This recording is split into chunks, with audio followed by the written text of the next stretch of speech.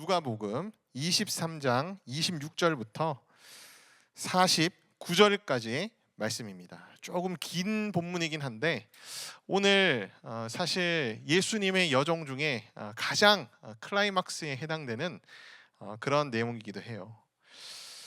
십자가에서 예수님이 달리시는 그 전후의 모든 과정들을 우리가 함께 오늘 이 시간 살펴보면서 단지 과거에 있었던 일이 아니라 우리가 실제로 그 예수님의 십자가의 고난 가운데에 함께 참여하고 함께 목격하는 그런 은혜를 하나님께서 오늘 우리에게 부어주시기를 소망합니다.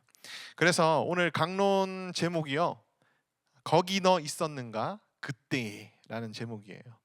이 찬송가 제목인데 혹시 아시는 분들이 있을지 모르겠지만 권사님들은 다 아는데 요즘 세대 친구들 잘 몰라요. 그 찬송가 147장 제목인데 거기 우리가 있었던 사람처럼 그 예수님의 십자가의 은혜와 능력을 경험하는 그런 사람들이 되자. 자, 누가복음 23장 26절부터 우리 31절까지의 말씀을 한 목소리로 우리 같이 읽도록 하겠습니다. 누가복음 23장 26절부터 시작. 그들이 예수를 끌고 갈 때에 시몬이라는 구레네 사람이 시골에서 오는 것을 붙들어 그에게 십자가를 지워 예수를 따르게 하더라. 또 백성과 및 그를 위하여 가슴을 치며 슬피 우는 여자의 큰 무리가 따라오는지라. 예수께서 돌이켜 그들을 향하여 이르시되 예루살렘의 딸들아, 나를 위하여 울지 말고 너희와 너희 자녀를 위하여 울라.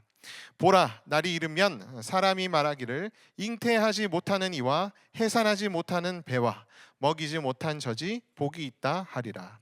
그때에 사람이 산들을 대하여 우리 위에 무너지라 하며 작은 산들을 대하여 우리를 덮으라 하리라. 푸른 나무에도 이같이 하거든 마른 나무에는 어떻게 되리요 하시니라. 예수님께서 이제 채찍질을 당하시고 골고다로 십자가를 지고 가시는 그 장면이 오늘 26절 말씀에 기록되어 있습니다. 예수님이 받으신 그 채찍질은 너무나도 잔인한 그런 채찍질이었기 때문에 예수님께서 이 십자가를 사실 지고 갈 힘이 없으셨을 정도였어요. 그러니까 십자가 형벌을 당하는 사람은 항상 십자가 형벌을 당하기 전에 채찍질부터 먼저 당한다고 합니다. 예수님이 당하신 채찍질을 여러분들이 한번 보신 적이 있나요? 그 자료들을 여러분들이 한번 살피신 적이 있으신가요? 요즘 이제 10대들, 20대 한 초중반까지도 그 영화를 잘 모르더라고요. 패션 오브 크라이스트라는 영화를 잘 모르는데 사실 저나 저 바로 밑에 이렇게 세대들은 그 영화가 준 임팩트가 너무 강했거든요. 그 영화가 굉장히 사실적으로 예수님의 순환 과정들을 묘사를 하고 있어요. 근데 너무 잔인해서 사실 영화에 그 100% 실지를 못했대요. 반도 못 실었다 그래요. 반도 못 실었다.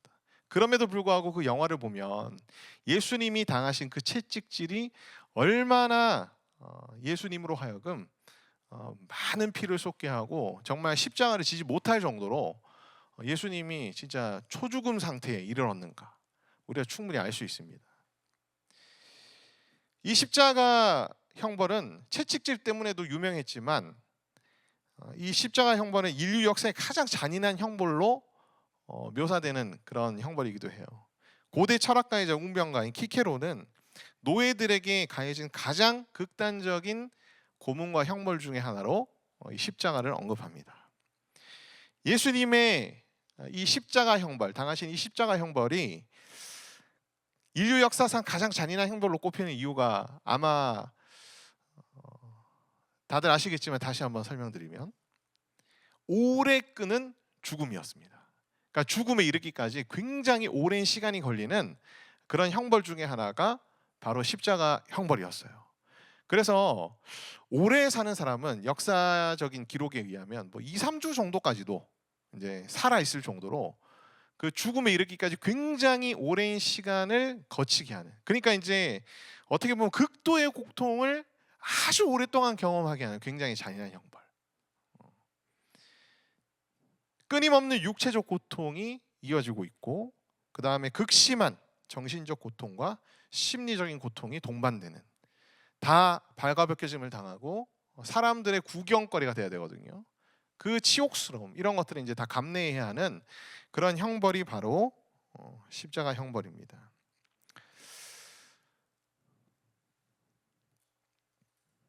누가복음에서는 아주 자세히 기록하고는 있진 않지만 사복음서에 이제 마태복음이라든지 요한복음 이런 데 보면은 예수님의 이제 순환 과정에 대한 묘사들이 좀 더 풍성하게 기록이 돼 있어요. 누가는 이제 부활에 좀 더 초점을 맞추고 있거든요.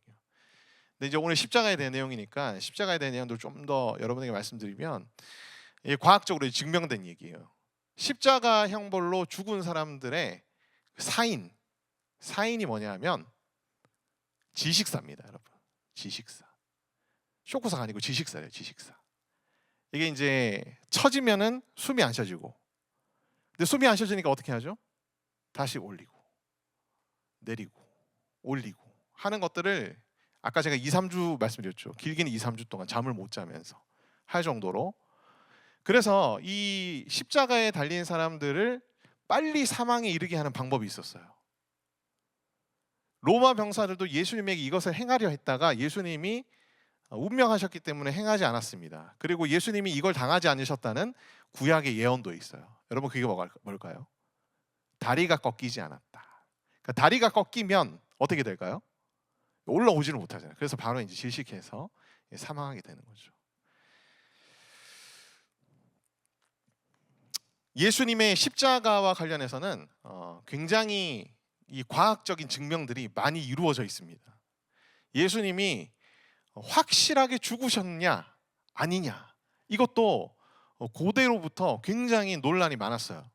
이단들이라든지 예수님의 부활을 부정하는 사람들은 부활을 부정하려면 예수님의 뭐를 부정해야 될까요?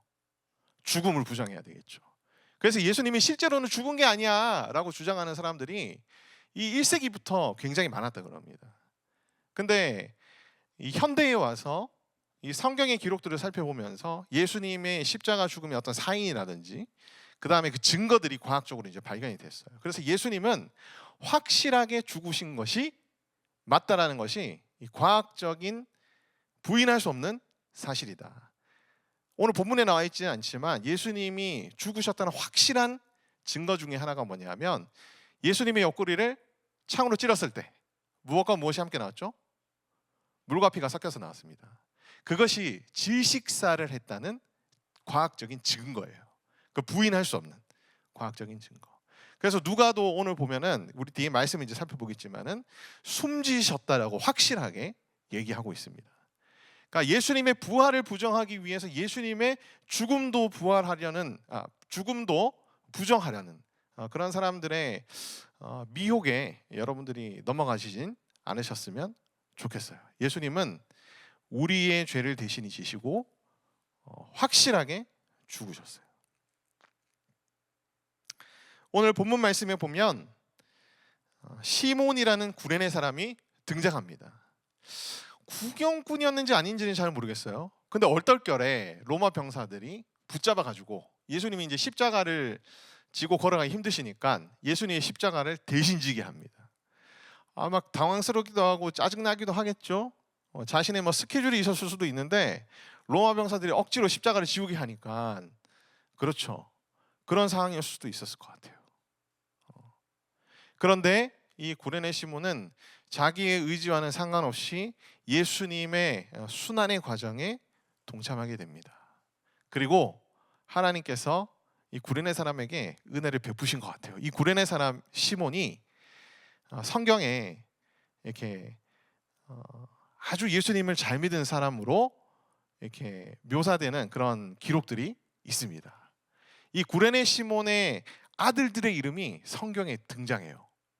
그래서 이 다른 사복음서에 보면은 마가는 특히 이 구레네 사람 시몬을 어떻게 표현하냐면은 알렉산더와 루포의 아버지라고 표현합니다. 알렉산더와 루포의 아버지였던 구레네 사람 시몬이 십자가를 지었다, 이렇게 얘기해요. 그러니까 이 얘기는 결국 뭐겠어요? 그 당시 초대교회 안에 알렉산더 루포를 모르는 사람은 별로 없었을 정도로 이 구레네 시몬 사람의 두 아들들이 초대교회에서 굉장히 아마 중요한 역할들을 감당했던 사람들로 이제 성경의 기록상에는 드러나게 됩니다. 그러니까 예수님을 믿고 자녀들을 훌륭한 그리스도 일꾼으로 키워낸 아버지로서 특별히 묘사되는 인물 중에 하나가 구레네 시몬 사람이에요. 바울은 로마서에서 루포의 어머니를 심지어 자신의 어머니와 같은 자라고 표현하기도 합니다. 그래서 루포를 이제 이 구레네 사람 시몬의 아들과 동일한 인물로 학자들은 많이 간주를 해요. 그 정도로 이 구레네 사람 시몬이 예수님의 십자가에 함께 얼떨결에 동참하면서 예수님을 그때 믿었는지 뭐 추후에 믿었는지 모르겠지만 영접하게 되고 하나님 나라를 위해서 예수님을 위해서 아주 신앙생활을 열심히 하고 자신의 가족들도 훌륭한 그리스도의 일꾼으로 키워냅니다. 사도들에게 인정받을 정도로, 예수님의 제자들에게 인정받을 정도로. 구레네 시몬 뿐만 아니라 예수님을 따랐던 무리들이 성경에 기록되어 있습니다. 아마 많은 백성들이 그럼에도 불구하고 예수님을 따랐던 것 같아요. 그리고 그 무리들 중에서는 여성들의 비율이 굉장히 컸던 것 같습니다. 그러면서 예수님이 채찍질 당하시고 그 다음에 골고다의 언덕으로 가시는 그 모든 과정들을 따라가면서 가슴을 치며 슬피 울었다라고 27절 말씀에 기록하고 있어요.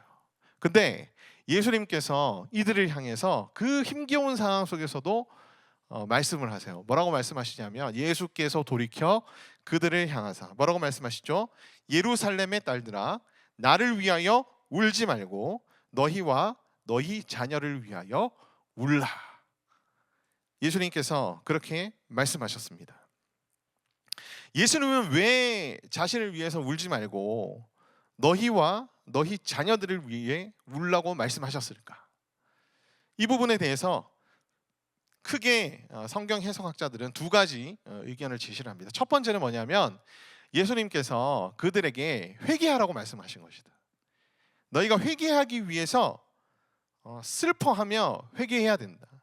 너희의 죄악을 슬피 울며 회개하라. 그런 의미로서 예수님께서 너희와 너희 자녀들을 위하여 울라라고 말씀하신 것이다. 그렇게 예수님이 말씀하셨다라고 하는 견해들이 있습니다. 우리가 구원 받은 자임에도 불구하고 우리 여전히 죄를 많이 짓잖아요. 그렇죠. 예수님의 십자가의 은혜에 우리가 감격해서 그 십자가의 능력으로 말미암아 죄로부터 자유케 되고 그 모든 죄의 사슬을 예수님께서 이미 끊어버리셨는데도 불구하고 우리는 다시 그 사슬을 어떻게 하고 있죠? 용접하고 있지. 다시 잊고 있는 거예요. 그런 너희의 여전히 죄악된 모습들을 너희 스스로 바라보면서 너희가 슬피 울어라. 그리고 너희 자녀들도 그러니까 너희 자녀들을 위해서 슬피 울어라. 제가 이제 청년 사역을 굉장히 오랫동안 했습니다. 청년 사역 굉장히 오랫동안 했는데 부모님들이 자기 마음대로 안 되는 존재들 있죠. 그 존재가 누구죠? 자식들이야. 자녀들이 절대 부모님 마음대로 잘 안 돼요. 저도 이제 그 자녀들을 양육하고 키워보니까 내 마음대로 안 돼. 정말 안 돼요. 정말 이것들은 정말 안 돼요. 정말 안 됩니다. 안 되는데 근데 점점점 걱정되는 게 뭔지 아세요? 자녀들이 크면 클수록 주일 학교는 잘 가. 주일 학교 때까지만 해도 잘 가요. 잘 가는데 가면 갈수록 좀 걱정되는 게 있는 거예요. 혹여나 주일 학교에서 뭔가 친구랑 트러블이 생겨버리면 안 간다 그럴까 봐. 그렇지? 그래서 실제로 제가 청년 사역들을 하는 중에 부모님들이 연락이 많이 오셨어요. 제 아이가 다시 교회에 나갈 수 있도록 목사님께서 좀 만나주세요. 애써주세요.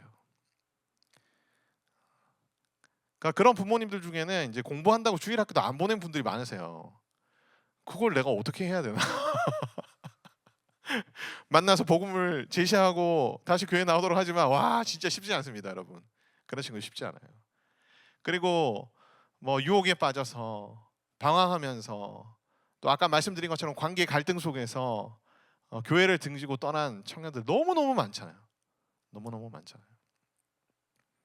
그러니까 너희 자녀들을 위해서 울라, 이게 아마 그 여인들한테 굉장히 와닿는 그런 얘기였을 거예요. 너희 자녀들이 회개하고 다시 주님 앞에 돌아오는 그런 은혜를 누리기 위해서 기도해라, 울라.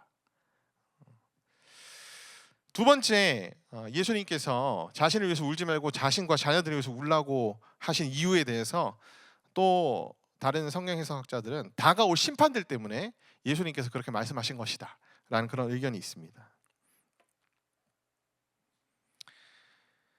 종말, 그러니까 예수님께서 재림하시기 전까지의 기간을 뭐라고 부르냐면 우리가 종말이라 부른다 그랬어요. 예수님의 초림과 재림 사이 기간 전체를 우리가 종말이라고 부른다고 지난 강론 때 말씀드린 적이 있습니다. 근데 이 종말의 기간 가운데에 하나님의 세상을 향한 심판들이 계속 진행이 됩니다. 그래서 그 진행되는 심판들에 대해서 요한계시록에 보면은 뭐 7 대접 심판, 7 나팔 심판, 뭐 그런 것들이 이제 7 인심판 이런 것들이 이제 기록이 되어 있어요. 기록이 되어 있는데 예수님의 초림과 재림 사이에 일어날 수많은 다양한 심판들이 있는데 뭐 그 중에는 이제 전쟁도 있고요. 그다음에 전염병도 있고, 그다음에 엄청난 재난도 있고, 초자연적인 어떤 현상들도 있고, 뭐 그런 재난들이 있습니다. 그런 재난들 속에서 구원받은 신자이든 불신자이든 이 종말에 일어날 어떤 심판들을 피하지 못하는 경우들이 많이 있다는 거예요. 구원받은 자들은 그런 심판을 피하느냐? 그건 아니라는 거예요. 이 세상을 향한 심판들이 일어나는 중에 재난으로 목숨을 잃는 사람이 불신자들만 목숨을 잃습니까? 아니죠. 그렇지 않습니다. 그러니까 이 세상을 향한 어떤 심판들, 이 심판들이 너희 가운데 일어날 것이기 때문에 그것을 위해서 그 가운데에서 너희가 믿음이 떨어지지 않고, 그 다음에 그 가운데에서도 그 심판들이 일어나는 가운데서 주님께서 우리에게 맡기신 사명을 잘 감당할 수 있도록 너희가 울며 기도하라 라는 의미로 예수님께서 말씀하셨다라는 그런 해석적 견해도 있습니다. 종말에 일어난 심판들을 구원받은 자들도 당할 수 있어요. 그 재난들과 그 다음에 심판들 때문에 심지어 목숨을 잃는 경우도 있을 수도 있습니다. 그런데 우리 신자들은 불신자들과는 좀 달라요. 신자들은 그런 심판들 중에서 더 천국에 대한 소망을 가지고, 그죠? 그 다음에 아직 예수님을 믿지 않는 영혼들을 우리가 빨리 구원해야 되겠다는 어떤 다급한 사명들을 또 깨닫게 되고, 그 다음에 그런 고난들 속에서, 재난들 속에서 우리의 믿음도 성장하고. 하지만 그런 심판들 때문에 우리가 목숨을 잃는다면 우리는 그 즉시 어디로 가는 거죠? 천국으로 직행. 그래서 예수님께서 오늘 뒤에 우리가 또 말씀을 나누겠지만은 바로 옆에 행악자 한 명이 같이 달렸는데 그 행악자에게 뭐라고 말씀하시죠? 네가 오늘 나와 함께 낙원에 있으리라고 말씀하시거든요. 그렇지? 그러니까 예수님이 이 세상을 향한 종말의 심판들을 행하실 때에 우리 구원받는 자들도 비록 그 심판에 휘말려서 심지어 목숨을 잃는 경우도 있을 수는 있지만 우리에게는 그것이 무엇이죠? 천국으로 가는 직행이 되는 거죠. 그러나 불신자들에게는 무엇이 되겠습니까? 바로 지옥으로 가는 직행 티켓이 되는 거죠. 그래서 종말에 일어난 심판들을 우리가 당할지라도 우리가 그것을 너무 지나치게 극단적으로 부정적으로 받아들일 필요는 없습니다. 종말 중에 심판들도 있지만 다가올 심판들 가운데에는 최후의 심판도 있습니다. 예수님이 재림하시고 일어날 최후의 심판들. 구원 얻는 믿음을 소유하지 못한 무리 중 일부와 불신자들은 지옥으로 가겠죠. 주여 주여 하는 자마다 다 천국에 갈 것이 아니다 말씀하잖아요. 교회 다니면은 여러분 구원 받습니까? 구원 받아요? 예수님을 구주로 영접하는 자들이, 예수님을 자신의 구원자로 영접하고 예수님을 자신의 주인이라 인정하며 따르는 자들이 구원받는 것이지 교회 다닌다고 구원받는 거 아니에요. 그래서 교회 다니는 사람들 중에 진짜 예수님을 자신의 구주로 영접한 사람들도 있지만 아닌 사람들도 있을 수 있다는 거지. 여러분 자신은 여러분 스스로에게 물어봐야 합니다. 나는 정말 예수님을 구주로 영접하는 사람인가? 아니면 그냥 문화적으로 종교적으로 그냥 기독교인 척하는 것인가? 여러분 스스로에게 여러분들이 물어보셔야 됩니다. 근데 거기에 내가 확실하게 답을 못 하겠다면 여러분 간절한 주님 앞에 기도하시기 바라요. 내가 예수님을 진짜 나의 구원자와 주인으로 인정하는 십자가의 은혜를 우리에게 허락해 주시옵소서. 그렇게 여러분 기도하셔야 됩니다. 기도하셔야 돼요. 29절 30절 말씀에 보면 보라 날이 이르면 사람이 말하기를 잉태하지 못하는 이와 해산하지 못하는 배와 먹이지 못한 젖이 복이 있다 하리라. 그러니까 이 날이 이르면이라는 것이 심판날인데 이 심판날에 자녀가 없는 사람들이 복이 있다고 얘기할 정도로 그 심판이 엄청날 거라는 거지. 그죠?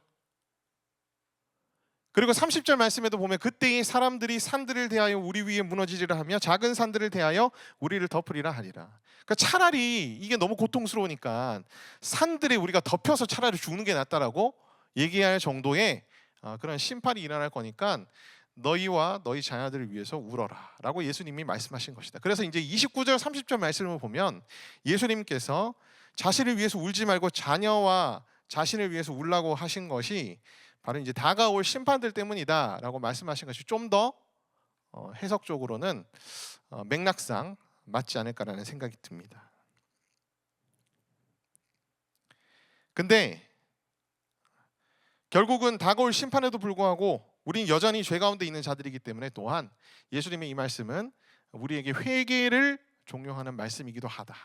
그래서 두 가지 해석이 다 가능한 해석이다라고 여러분들이 그렇게 생각하시면 될 것 같아요. 여러분 자신과 여러분의 자녀, 여러분 자녀 없죠? 자녀 있는 분들도 있을 수 있지만 저는 이제 자녀가 있으니까 자녀가 있는 분들은 자녀를 위해서 우시고 또 여러분 자신을 위해서 오늘 우리가 주님 앞에 간절히 기도할 때에 울며 통곡하며 회개하며 그죠? 이 땅 가운데에서 비록 종말의 심판들이 있을지라도 우리가 거룩하고 순교한 그리스도의 백성으로 주님 앞에 설 수 있도록 주님 앞에 우리가 울며 회개하며 기도하는 그런 은혜 있기를 소망합니다. 자, 31절 말씀. 푸른 나무에도 이같이 하거든 마른 나무에는 어떻게 되리요 하시니라. 자, 푸른 나무가 무엇을 의미하는지 마른 나무가 무엇을 의미하는지 각각 이제 여러 가지 견해들이 있어요. 그래서 푸른 나무는 예수님, 마른 나무는 불신자를 의미한다. 예수님은 죄가 없으신데도 이 고난을 당하셨는데 죄가 없는 너희들은 얼마나 고난을 당하겠느냐. 그런 의미로 예수님께서 비유하신 것이다. 또는 푸른 나무는 신자를 의미하고 마른 나무는 불신자를 의미한다. 신자들도 이 종말의 심판 때에 고난을 당할 텐데 불신자들은 최후의 심판 때 얼마나 극심한 고난을 당하겠느냐. 이제 이런 의미로 예수님께서 말씀하셨다. 두 가지 견해 모두 해석적으로 큰 무리가 없는 그런 견해다라고 생각하시면 되겠습니다. 이걸 여러분들이 생각하시면 여러분 우리 마음에 어떠한 마음이 샘솟아야 할까요? 어떠한 마음이 샘솟아야 할까요? 지금 여러분들이 믿음 없는 영혼들을 바라보며 또 믿지 않는 영혼들을 바라보며 혹은 주님을 믿었지만 떠나서 방황하고 있는 배회하고 있는 영혼들을 바라보면서 여러분들이 사도 바울의 심정처럼 큰 고민과 그 다음에 큰 아픔을 여러분들이 가지고 있어야 된다는 거예요. 그런 영혼들을 바라보면서도 우리의 마음속에 그들을 향한 애타는 마음들이 없다면 여러분 우리는 아직 십자가의 은혜를 그렇게 깊이 경험하지 않은 사람일 수도 있습니다. 여러분 가족 중에, 여러분의 지인 중에, 여러분 주위의 사람들 중에 여러분들이 정말 주님께로 인도하고 싶은 그런 영혼들이 있다면 간절히 주님 앞에 기도하는 그런 은혜를 우리에게 주시기를 소망합니다. 자, 23장 32절부터 우리 38절까지 다 같이 읽도록 하겠습니다. 누가복음 23장 32절부터 38절 같이 읽겠습니다. 시작. 또 다른 두 행악자도 사형을 받게 되어 예수와 함께 끌려가니라. 해골이라 하는 곳에 이르러 거기서 예수를 십자가에 못 박고 두 행악자도 그렇게 하니 하나는 우편에 하나는 좌편에 있더라. 이에 예수께서 이르시되 아버지 저들을 사하여 주옵소서. 자기들이 하는 것을 알지 못함이니이다 하시더라. 그들이 그의 옷을 나눠 제비를 뽑을세. 백성은 서서 구경하는데 관리들은 비웃어 이르되 저가 남을 구원하였으니 만일 하나님이 택하신 자 그리스도이면 자신도 구원할지어다 하고 군인들도 희롱하면서 나와 신포도를 주며 이르되 내가 만일 유대인의 왕이면 내가 너를 구원하라 하더라. 그의 위에 이는 유대인의 왕이라 쓴 패가 있더라. 십자가에 지금 달려있는 예수님의 장면을 누가가 상세하게 묘사를 하고 있습니다. 좌우에 누가 달려있죠? 행악자들이 달려 있습니다. 옷이 벗겨졌죠. 왜냐하면 군인들이 그걸 제비 뽑아서 나눠 가졌으니까. 백성들은 다 서서 구경하고 군인들도 구경하며 조롱하며 희롱합니다. 지금 그런 상황이에요. 신 포도주를 입술에 이렇게 적셔서 마시게 합니다. 신 포도주 정말 맛없을 것 같아요. 그렇죠. 근데 요거는 이제 상식인데 예수님이 십자가에서 받으신 포도주가 있고 안 받으신 거절하신 포도주가 있어요. 받으신 포도주는 신포도주인데 안 받으신 포도주는 쓸개탄 포도주입니다. 쓸개탄 포도주는 이 당시에 마취제예요. 마취제. 그러니까 예수님은 자신의 십자가 형벌을 조금 더 감경하지 않으시고 받으시기 위하여 쓸개탄 포도주는 거부하셨다. 그렇게 가르치고 있습니다. 신포도주를 준 이유가 뭘까요? 인적이 많아서 로마 병사들이? 그렇지 않죠. 아까 십자가의 이 형벌은 무슨 형벌이라고 했죠? 죽음을 가장 오랫동안 끌고 고통을 가장 오랫동안 경험하게 하는 그런 형벌이었기 때문에 마실 갈증을 해소하면서 어떻게 하는 거죠? 해소시켜주면서 고통을 더 길게 느끼게 하는 그런 이제 사실 좋은 의미로 신포도주를 준 건 아닌 것 같아요. 예수님의 머리 위에는 유대인의 왕이라 쓴 패가 있었습니다. 자, 유대인과 로마 군인의 조롱을 좀 살펴보면은 유대인들은 예수 그리스도가 구원자가 아니라고 조롱했어요. 근데 로마 군인들은 어떻게 조롱을 하냐면은 예수 그리스도가 왕이 아니라고 조롱했습니다. 유대인들과 로마인들의 조롱이 조금 달라요. 근데 이게 여러분 우리가 생각해 볼 부분들이 좀 있습니다. 우리 그리스도인들의 가장 큰 문제 중에 하나는 뭐냐면 불신자들은 예수님을 아예 구원자 그 다음에 주로 인정하지 않는 거고 그리스도인들은 예수님을 구원자이자 주라고 인정하고 고백해놓고는 어떻게 하죠? 주로 인정하지 않는 삶을 살아가요. 그런 사람들이 굉장히 많고 저도 그 중에 하나입니다. 사실 저도 그 중에 하나예요. 우리 모두 다 말로는 예수님을 구주라고 표현하지만 구원자 주를 이제 줄여서 구주라고 표현하는데 정말 예수님을 주인이라 고백하며 예수님의 말씀에 철저하게 순종하며 예수님의 기쁘신 뜻을 위하여 자신의 뜻을 꺾고 예수님께 순종하는 사람들이 과연 얼마나 많이 될까? 예수님을 구주라고 말하면서 예수님을 실제로는 주라 인정하지 않는 삶을 살아가는 것은 예수님을 조롱하는 자들과 마찬가지라는 거예요.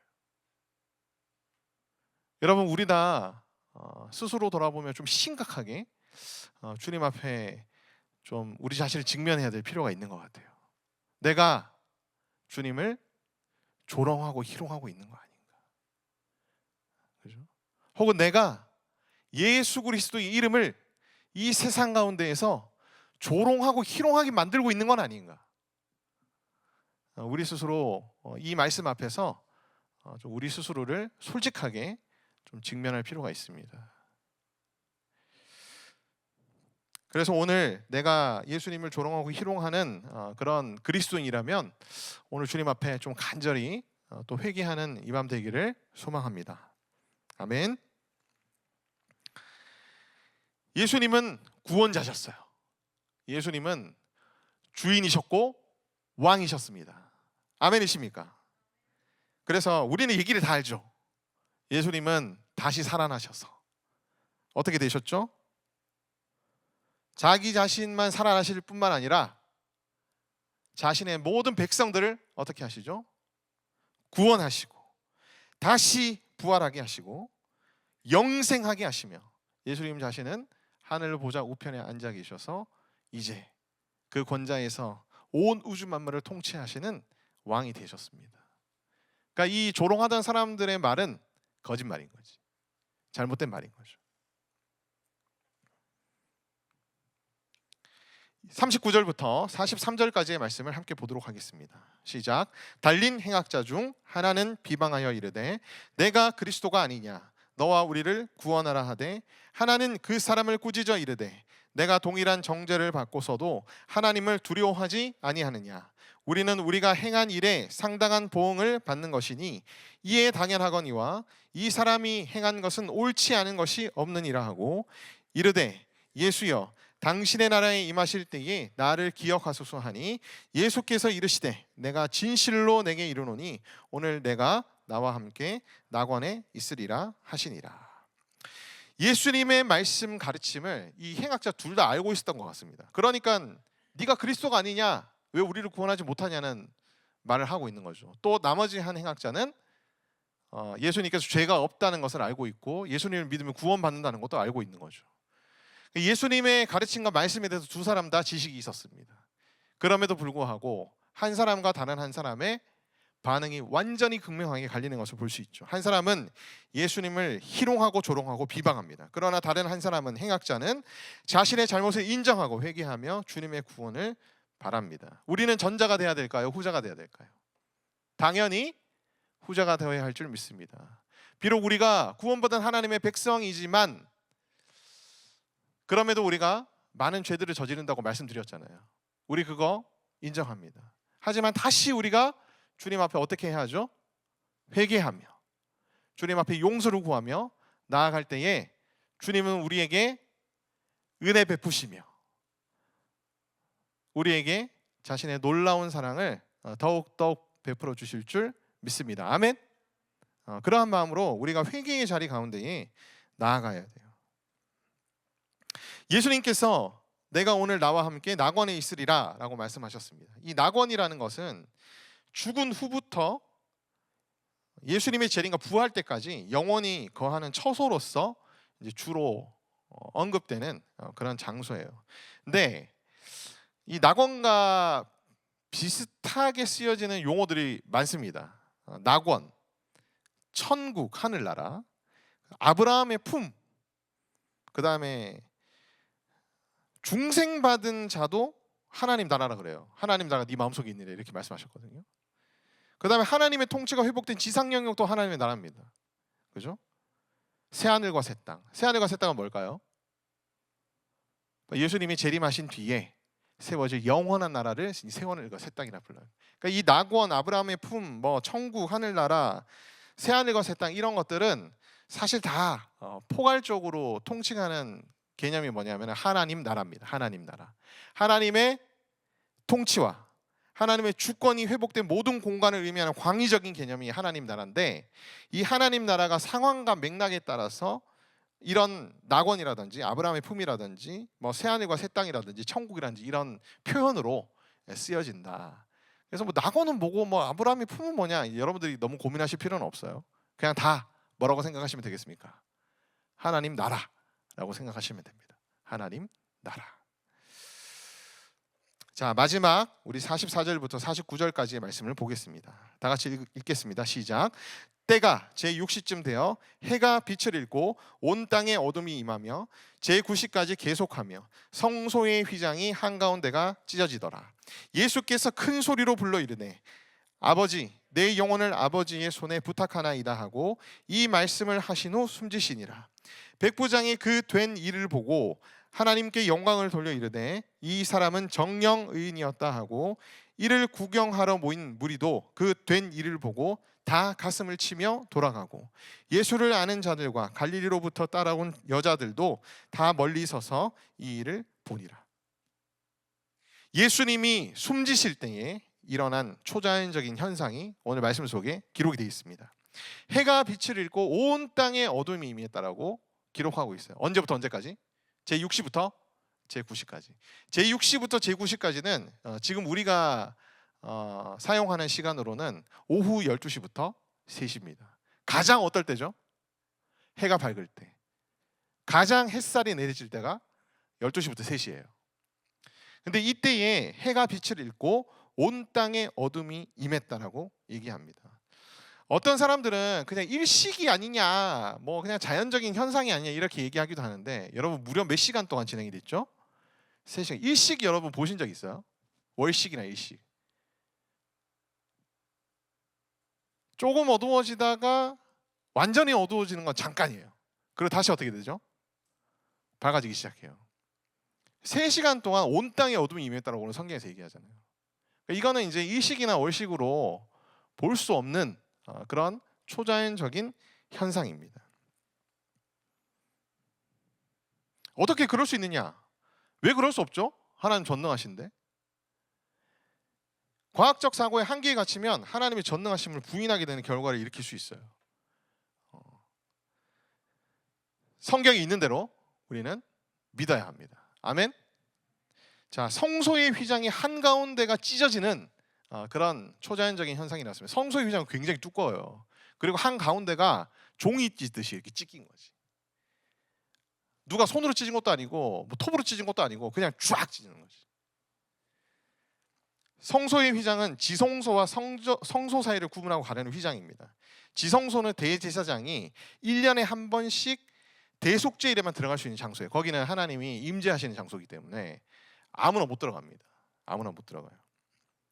제사장을 통해서만 하나님 앞에 나아갈 수 있었으나 이제는 예수 그리스도의 보혈의 은혜 때문에 누구나 다 하나님 앞에 나아갈 수 있는 시대가 온 것을 상징적으로 이제 기적적으로 이렇게 표현한 사건이 바로 오늘 휘정이 찢어지는 그런 사건이에요. 예수님에 의해서 하나님 앞에 직접 나아갈 수 있는 특권이 우리 모두에게 주어진 줄 믿습니다. 아멘. 근데 이 특권을 우리가 처박아 놓고 사용하고 있지 않다면 너무 안타깝고 아쉽죠, 여러분. 그렇죠? 여러분, 이 특권을 마음껏 사용하는 여러분 되시기를 소망합니다. 예수님께서 마지막 절규를 하세요. 아버지여, 내 영혼을 아버지의 손에 부탁하나이다. 이 말씀은 죽음을 앞둔 유대인들이 드리던 기도이기도 하고, 또 스데반이 마지막에 이렇게 외치고 기도하고 운명하기도 했습니다. 이 말씀은 실제로는 시편 31편 5절에 나와 있는 말씀인데, 예수님께서도 이것을 인용해서 말씀하세요. 이 일어난 모든 일들을 보고, 47절 말씀, 백부장이 그 된 일들을 보고 하나님께 영광을 돌려 이르되 이 사람은 정령 의인이었도다. 그 된 일이 뭐죠? 초자연적인 현상과 예수님의 죽음의 모든 과정들을 보고 예수님을 고백하게 된 거죠. 마테마가는 이 백부장이 예수님을 하나님의 아들이었다라고 고백했다고 기록하고 있습니다. 기독교 전승에 따르면 이 백부장의 이름은 페트로디우스라는 사람인데요, 복음을 증거하는 삶을 살다가 갑바도기아에서 순교를 당했다라는 그런 전승이 전해내려오고 있어요. 그러니까 예수님의 이 십자가의 순환 과정 속에 참여한 사람들의 많은 사람들이 어떻게 됐죠? 예수님을 실제로 믿게 되고 구원받게 되고 예수님을 위해서 자기의 삶을 헌신하는 자들로 변화가 되었습니다. 물론 그렇지 않은 자들도 있었어요. 여러분, 여기 오신 분들은 여러분들이 믿음이 있기 때문에 오신 줄 믿습니다. 아멘. 우리가 믿음이 있지만 다시 예수님의 이 십자가의 순환의 과정들의 말씀들을 살펴보면서 우리 다시 그곳으로 돌아가서 예수님의 십자가로 인해서 변화되고 구원받고 자신의 삶을 주님 앞에 드렸던 자들로 우리 역시 변화되는 은혜가, 새롭게 되는 은혜가 우리에게 충만하게 임하기를 간절히 바랍니다. 거기 너 있었는가 그때에 예수님의 십자가 죽음에 함께한 자들의 특징이에요. 예수님의 말씀과 가르침을 기억했습니다. 구원받은 행악자는 예수님의 말씀과 가르침을 기억하고 예수님께 자신을 의탁하죠. 슬퍼하며 회개했습니다. 예수님을 따랐던 예수님에 의해서 변화된 사람들 다 슬퍼하며 회개가 있었습니다. 예수님께서 십자가에 달리시면서 어떻게 하시죠? 저들이 하는 일을 저들이 알지 못하나이다. 주여 저들을 용서하여 주옵소서. 우리가 거기에 그때 있었던 사람이라면, 그래서 우리가 그 십자가의 은혜로 인해서 정말 변화된 사람이라면 우리 역시도 용서하는 사람이 될 줄 믿습니다. 아멘. 예수님을 구원자일 뿐만 아니라 예수님을 주님, 왕으로 인정하는 자들이 바로 거기 있었던 사람인 줄 믿습니다. 천국에 대한 확신으로 이 땅 가운데서 우리의 삶을 주님 앞에 헌신하는 그런 우리 되기를 소망합니다. 하나님 앞에 담대히 나가는 특권을 감사하며 마음껏 사용하는 자들이 바로 예수님의 십자가에 함께 동참하며 거기에서 예수님을 목격한 자들인 줄 믿습니다. 우리 시간 예수님의 이 순환 과정을 기록한 누가의 말씀들을 함께 바라보면서 이렇게 기도했으면 좋겠어요. 내가 당해야 할 십자가 형벌과 죽음을 대신 지신 예수님을 감사하며 모든 영광을 올려드리는 주님의 백성 되게 하여 주시옵소서. 죽을 죄인이었지만은 자신의 죄를 회개하며 낙원에 들어간 행악자처럼 주님께 날마다 회개하며 십자가의 은혜를 누리는 우리 되게 하여 주시옵소서. 예수님을 나의 구원자일 뿐만 아니라 나의 주님으로 고백하게 하여 주시옵소서. 주님의 말씀에 온전히 순종하며 주를 따르는 그런 우리가 되게 하여 주시옵소서. 말씀과 기도로 담대히 하나님께 나아갈 수 있는 특권을 날마다 사용하는 그런 우리가 되게 하여 주시옵소서.